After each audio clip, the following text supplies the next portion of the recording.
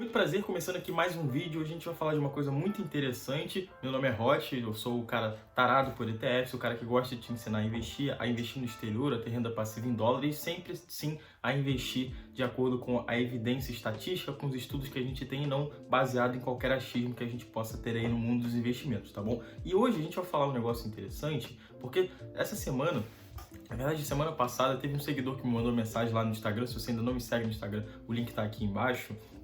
Ele mandou mensagem perguntando sobre se valia a pena, né? Se eu achava que valia a pena investir no exterior. E eu falei, olha, claro que vale a pena investir no exterior. Na minha opinião, vale muito a pena, né? Na minha cabeça não faz muito sentido você, principalmente quando a gente fala de ações, você investir grande parte do seu capital, do seu patrimônio aqui no Brasil, que é um mercado tão pequenininho. Só que eu entendo que quando a gente fala investir no exterior, beleza, a gente não precisa mais, a gente não pode mais investir só no Brasil. Tem agora 1 bilhão de possibilidades. A gente pode investir nos Estados Unidos, na Europa, a gente pode investir na Austrália, a gente pode investir na China e tem ferramentas para fazer tudo isso hoje de uma forma muito simples. E aí a gente fica com aquela dúvida, né?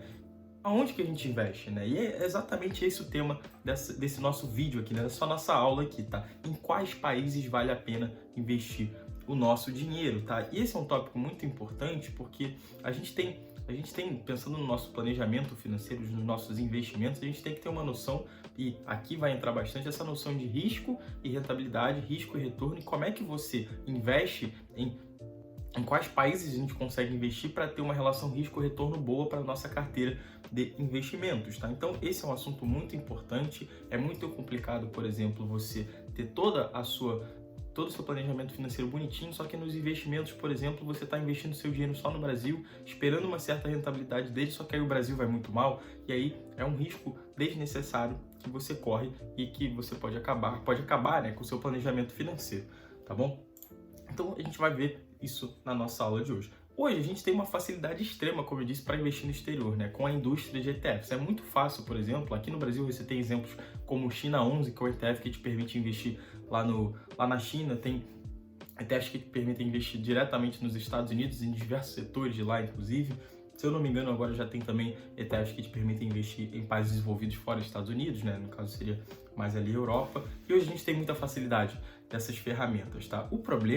Um grande problema que eu vejo é que essa indústria de ETFs se desvirtuou um pouco do que acontecia lá no começo, né? Se eu não me engano, o primeiro fundo passivo, não necessariamente ETF, mas acaba que é quase a mesma coisa, foi criado lá em 1970 pela Vanguard e tudo mais, que é aquela empresa de gestão americana que toma conta de mais de quase 5 vezes o PIB brasileiro, uma grandíssima empresa lá do John Bogle. Então, lá atrás eles tinham uma ideia diferente. A gente tinha poucos ETFs com alguns princípios que eu vou falar aqui mais à frente, só que hoje a gente tem uma infinidade de ETFs, tá? E para resumir bem isso que eu tô falando, o John Bogle ele tem uma frase lá no livro dele muito interessante, que é justamente essa aqui, que é: o crescimento incrível dos ETFs com certeza diz algo sobre a energia dos empreendedores financeiros de Wall Street, sobre o poder de marketing das corretoras e sobre a disposição, ou melhor, a avidez dos investidores de favorecer estratégias complexas e transações agressivas, continuando a acreditar contra todas as chances que conseguem superar o mercado, tá? Então hoje a gente tem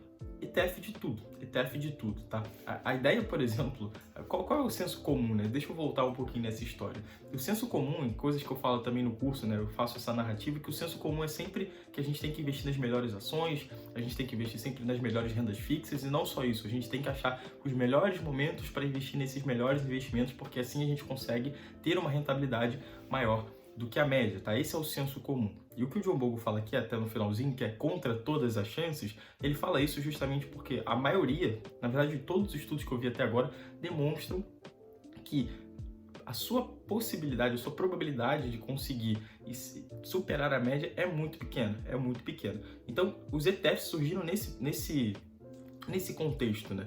Quando os investidores, de forma geral, começaram a perceber que valia a pena ter o rendimento mediano, porque superar a média é uma coisa muito difícil e o custo-benefício não vale a pena. Só que o que aconteceu desde lá que foi criado o primeiro fundo passivo lá em 1970? Você teve uma explosão dessa indústria de ETF e agora não só o ETF queria ter uma rentabilidade média, mas foram sendo criados ETFs que tinham esse intuito de ficar acima da média, né? Que seria um pouco de uma virtude diferente, digamos assim, princípios diferentes daqueles que basearam o início da indústria de ETFs. Então hoje lá nos Estados Unidos você já tem mais de 3 mil ETFs, se eu não me engano. Você já tem lá nos Estados Unidos mais gente investindo em ETFs, em fundos que tenham a estratégia passiva, né?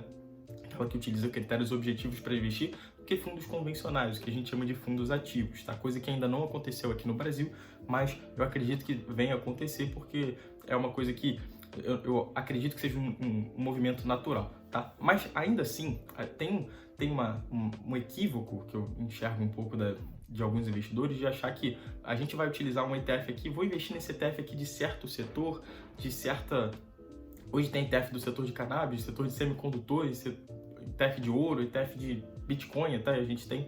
Então são ETFs que são mais complexos, como o John Bogle diz aqui, e que favorecem transações agressivas. Tem ETF que utiliza até opções lá para, enfim, gerar alguma renda ou algo desse tipo, tá? E são estratégias mais complexas, transações agressivas que não necessariamente adicionam no seu retorno, na sua rentabilidade como investidor. Então esse é um problema muito grande. Então assim, e dentro desses ETFs aí, para mim, tá o China 11, que é esses investimentos que são de países específicos, que tendem a investir em empresas específicas, e isso aí é um pouco, para mim, é desvirtuar um pouco do que toda a indústria de ETFs representa para o investidor, que é você investir de uma forma tranquila. Eu vou até falar aqui, né? E o que a gente deve fazer para sair desse ponto é justamente a gente reutilizar as ideias que deram início a essa história toda de ETFs lá em 1970, tá? E quais são essas ideias, né? Quais são os 3 aspectos que a gente tem que reutilizar para pensar aqui em quais países investir, para entender essa lógica aqui da nossa aula, tá? Diversificação, baixo custo e resultados de longo prazo, tá? Quando a gente tem a ideia de ETFs, ainda assim é uma coisa que eu acho que, pelo menos, os investidores de forma geral entendem melhor, que ETFs são mais diversificados que o investimento que faz parte do senso comum. Então, tem alguns educadores financeiros aqui no YouTube, por exemplo, que falam muito que você é investidor individual, né, pessoa física e tudo mais, que não trabalha no mercado financeiro, você tendo ali de 10 a 15 ações, você já está bem diversificado, seu dinheiro já está espalhado em ações o suficiente, você já eliminou o risco que a gente chama de não sistemático e tudo mais.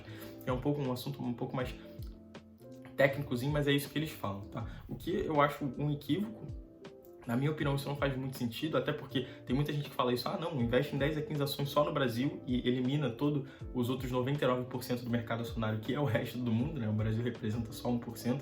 Então, um ETF, por exemplo, ele não vai investir em 10 e 15 ações. Se você investir num ETF que invista só aqui no Brasil, por exemplo, ele vai investir ali no mínimo em 80 ações. Se você investir num ETF que investe lá nos Estados Unidos, que investe no S&P 500, né, aquele principal índice lá da Bolsa Americana, ele vai investir em 500 empresas. Se você investir no ETF que investe no mundo inteiro, você vai investir em milhares de empresas, tá? Então, ETF, na sua virtuosidade primária lá de 1970, é um produto diversificado, que vai pegar o seu dinheiro e vai distribuir entre diferentes ativos para diminuir o risco, para diminuir a sua concentração em um ativo específico, tá? E é isso que a gente tem que considerar aqui quando a gente está falando em quais países investir. A gente tem que usar o critério, né, esse princípio da diversificação, porque senão você vai concentrar o seu dinheiro em um país específico, né? Nesse caso aqui, nesse âmbito de país, você vai concentrar seu dinheiro num país específico e se der ruim com o país, seu planejamento financeiro vai de ralo, tá? Que não é uma coisa que eu acho muito interessante. Eu acredito que você também não.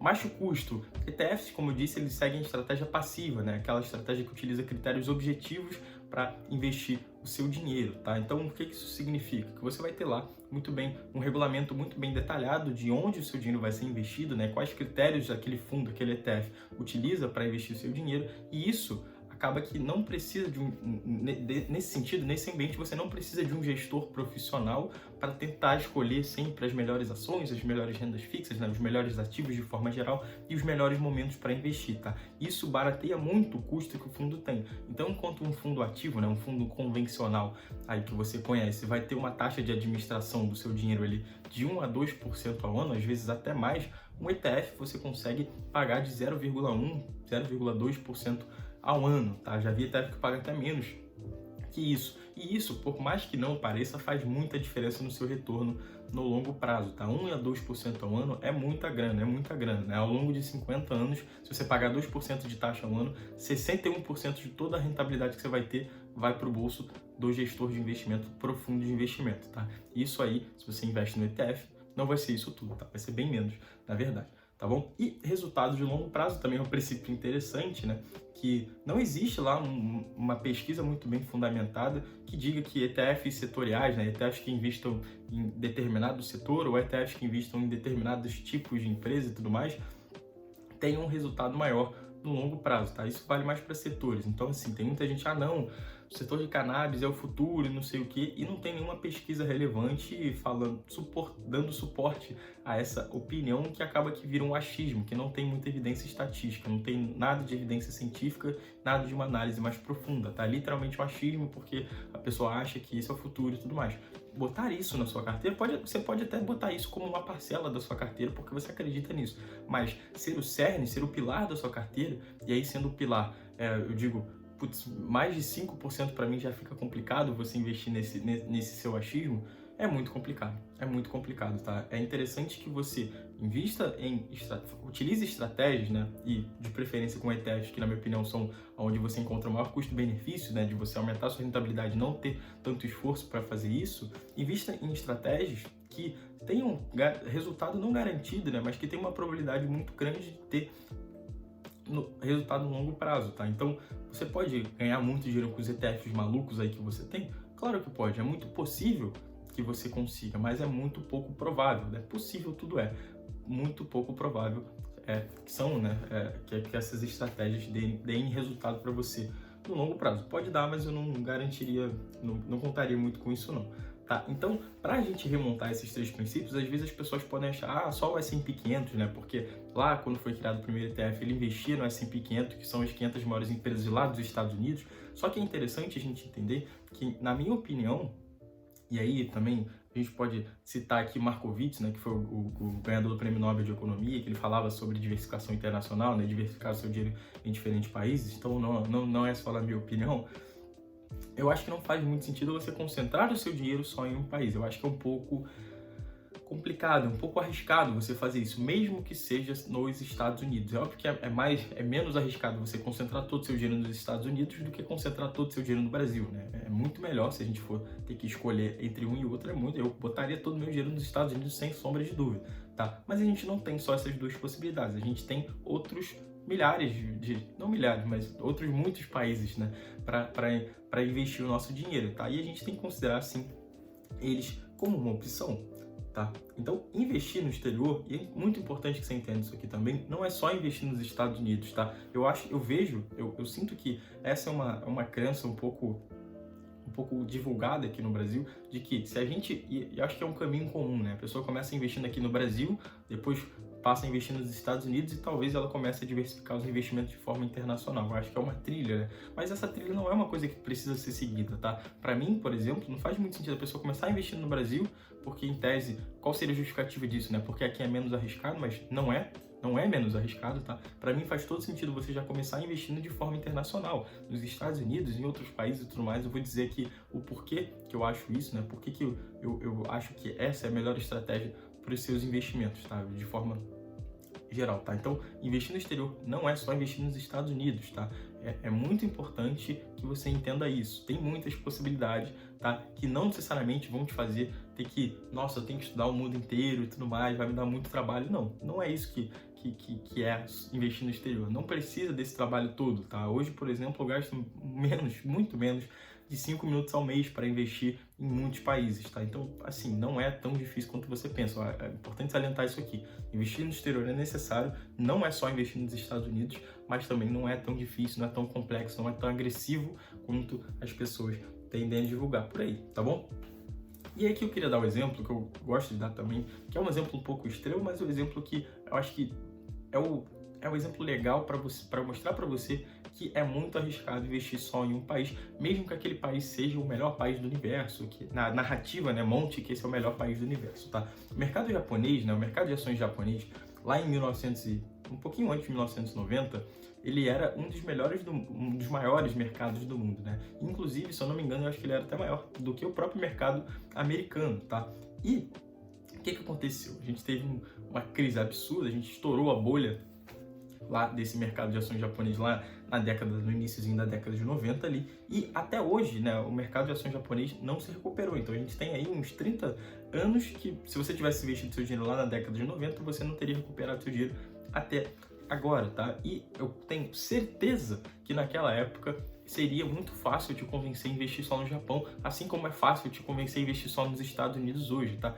Ah, o Japão é uma economia muito grande, é a maior economia do mundo, aqui o mercado acionário é o maior do mundo, tem várias empresas, enfim, é um país envolvido, né? Posso até falar, ah, não, sabe quando você vai lá na Copa do Mundo e tem os japoneses recolhendo lixo, a gente vê, de 4 em 4 anos a gente vê essa imagem aí que mostra desenvolvimento, que mostra boa educação, e você pode comparar isso com o mercado acionário. Nossa, se eles são tão educados assim, o mercado acionário deve ser bom. Por mais que isso não tenha ligação nenhuma, existem pessoas que fazem esses links um pouco absurdos, tá bom? Esse talvez seja absurdo demais, mas enfim. Então, o que eu quero mostrar aqui é que a narrativa, ela é muito convincente, seria muito convincente para você investir todo o seu dinheiro no Japão, é muito convincente, na verdade, para você investir todo o seu dinheiro no Brasil. Inclusive, é muito convincente ainda para você, nos Estados Unidos, desculpa, para você investir todo o seu dinheiro no Brasil hoje, tá? Tem muita gente que fala para você investir todo o dinheiro no Brasil, e é isso, que tem muita oportunidade aqui, enfim, né? Não concordo com isso, mas respeito quem fala isso, tá bom? Então, assim, o mercado japonês não foi, mesmo que tivesse toda essa narrativa boa em volta dele, não foi uma boa escolha de investimento. Definitivamente não deu o resultado que os investidores lá atrás esperavam dele, tá bom? Então, outra coisa que é importante salientar aqui, que beleza, a gente já entendeu que é muito complicado você investir em um só país, mesmo que, por mais que a narrativa daquele país seja maravilhosa, tá? E a gente tem que entender também que os Estados Unidos, né, ele não rende mais o tempo todo. O mercado de ações americano não rende mais o tempo todo, tá? A gente tem um pouco dessa ideia porque nos últimos anos, né, na última década, o mercado de ações americano rendeu mais do que os outros. Mas na última década, tá? A gente tem dados históricos que vão muito lá atrás. O futuro não vai se definir só pelo o que aconteceu na última década, tá? Se a gente tem que analisar com relevância estatística, né, analisar o histórico de uma forma mais científica, digamos assim, a gente tem que ter um histórico maior, tá? Que não é só na última década, tá? Inclusive, se eu fosse falar para você que não é para investir só nos Estados Unidos lá em 2010, por aí, um pouquinho antes de 2012, você com certeza não precisaria nem ouvir isso aqui, essa explicação toda, porque na última década, se você pegar de 2000 ali, um pouquinho depois de 1999, até 2010, até 2012, você teria os Estados Unidos sendo massacrado no mercado acionário, tá? Você quase não ganhou dinheiro lá, tá? Mas a gente tem essa noção aqui hoje que é mais difícil eu te convencer de não investir só nos Estados Unidos, porque na última década você ganhou mais dinheiro, tá? Mas o que importa não é só a última década, é isso que é importante, tá bom? Então eu trouxe esse gráfico aqui para você ver que certos momentos, aí eu vou dividir aqui o mundo entre mercado internacional e Estados Unidos, tá? Então, a gente tem que o mercado internacional, ele tem certos momentos que sim, ele vai render mais do que o mercado de ações americano, tá? Então, isso é muito importante para você entender que se você investir parte do seu dinheiro no mercado internacional e parte do seu dinheiro no mercado americano, você vai ter uma consistência maior de retorno, porque você vai estar sempre investido na parcela do mundo que vai render mais em determinado momento, tá?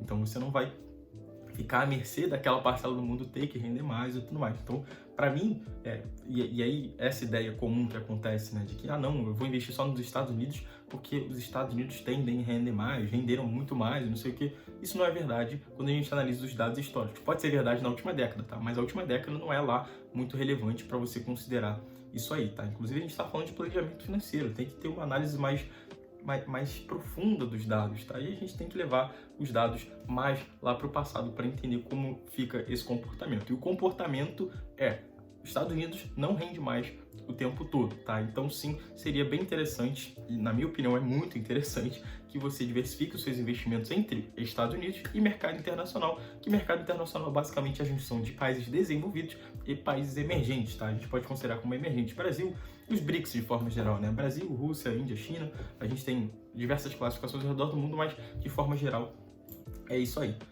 Tá bom? Então, diversificação internacional, né, investir em diferentes países vai te dar mais consistência de retorno e menos risco, tá? Se a gente for analisar até a pesquisa de Markowitz, né, que fez a pesquisa de Markowitz, como eu disse, né, o ganhador do prêmio Nobel, ele fala basicamente que se você adicionar, né, num portfólio, numa carteira de investimento de ações americanas, se você adicionar as ações internacionais de outros países, você consegue até melhorar a sua rentabilidade, tá? E diminuir o seu risco. Então, assim, é um ganha-ganha, é o que ele chamou de o único almoço grátis que você tem no mercado acionário mundial, tá? Então é muito interessante, sim, você investir. Não acredite em mim, tá? Eu sou só uma pessoa aqui no YouTube falando, acredite no ganhador do Prêmio Nobel de Economia, o Markowitz, e acredite também no João Bogo e outras diversas pessoas que acreditam sim, que recomendam sim essa estratégia de diversificação internacional, investir em diversos países para você aumentar a sua consistência, inclusive aumentar o seu retorno, a sua rentabilidade e diminuir o risco que você tem, tá? Afinal de contas, né, quando você investe em diferentes países,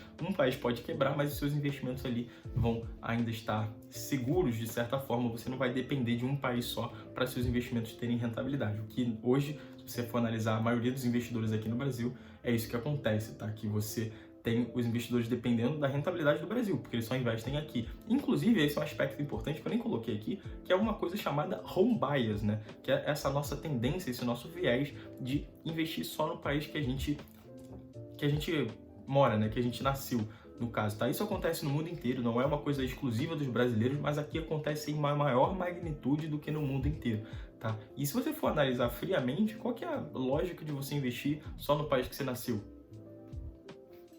Tem muito. Eu não consigo pensar em uma justificativa plausível, tá, para você investir só no país que você nasceu, tá? Tem algumas pessoas que falam que, não, você entende mais aqui, você tem uma noção maior do que acontece aqui, mas ainda assim eu acho essa explicação um pouco defasada, tá? Mas eu não vou entrar aqui nesse ponto, não, tá bom? O importante é, diversificação internacional vai te dar mais consistência de retorno, menor risco e mais eficiência, né? Que é isso, tá? Quando a gente fala de eficiência em mercado financeiro, é você ter rentabilidade diminuindo o seu risco, né? Ter rentabilidade com risco controlado, sem assumir grandes riscos, sem se expor a muita volatilidade, tá? Isso é muito importante, tá? Volatilidade é uma coisa que afeta muito afeta muito o investidor quando a gente considera a tolerância ao risco, né? Que é um dos critérios para você fazer uma boa carteira de investimentos que eu falo lá nos cursos e tudo mais, tá? Então, eficiência para mim tá quando você investe o seu dinheiro em diferentes países, tá bom? É aí que você consegue dar essa diminuição de volatilidade e aumentar a sua rentabilidade, tudo bem? E quanto que rendem essas ações no exterior, né? Se você considerar todos os países, tá? Tem uma aula aqui no YouTube só sobre isso, vou ver se eu consigo deixar linkado aqui, que eu não sei, eu nunca tentei fazer isso, mas talvez esteja aqui, ou aqui, não sei, tá? Em algum lugar aqui da tela. Tem uma aula só sobre isso, né? Sobre quanto rendem ações no exterior. E não é uma aula sucinta, é uma aula justamente para você entender como é que funciona essa expectativa, essa previsão de rentabilidade futura das ações, tá? Que, enfim, isso aqui é para você entender como que funciona isso e para você não acreditar que, não, a Amazon rendeu tanto, então você consegue essa mesma rentabilidade. Isso não é verdade, tá bom? Vai lá na aula que eu explico tudo isso. Tintim por tintim, tá bom? Então, essa foi a nossa aula. Para mim faz todo sentido, né? Respondendo a pergunta, em quais países investir, no máximo que você conseguir. Diversifique internacionalmente entre Estados Unidos, países desenvolvidos, né? Tirando dos Estados Unidos, e países emergentes também. É isso que faz sentido para mim. Digo qual é a previsão de rentabilidade de todos eles na aula sobre quanto render ações no exterior. Se você quer ajuda nos seus investimentos, eu vou deixar um link aqui para você me mandar uma mensagem lá no WhatsApp, tá bom? Para eu te ajudar pessoalmente, tá? Hoje eu acordei caridoso e quero ajudar mais as pessoas a investirem aí, porque eu sinto um certo receio, às vezes, receio não, mas eu fico triste às vezes quando eu vejo algumas informações de investimento sendo divulgadas e que não tem nenhuma base científica, tá? E é muito importante, de novo, que eu falei lá no início, que você invista de acordo com a evidência estatística, de acordo com um material robusto, tá? E não o achismo que a gente vê por aí, que a gente vê muito pela internet, tá? Ainda mais hoje, né, nessa coisa abundante que a gente tem de Reels e TikTok, né? Enfim, é isso. Se você quer me ajudar nos investimentos, clica aqui no link abaixo, que eu vou deixar na descrição. Espero que você tenha aprendido, espero que você tenha entendido porque que, na minha opinião, faz sentido, e não só na minha opinião, faz sentido você diversificar seus investimentos entre diferentes países. Espero que você utilize isso na sua carteira de investimentos também, tá? Se você não fizer isso, pelo menos utilize os ensinamentos que eu falei aqui, tudo bem? Então, até a próxima aula.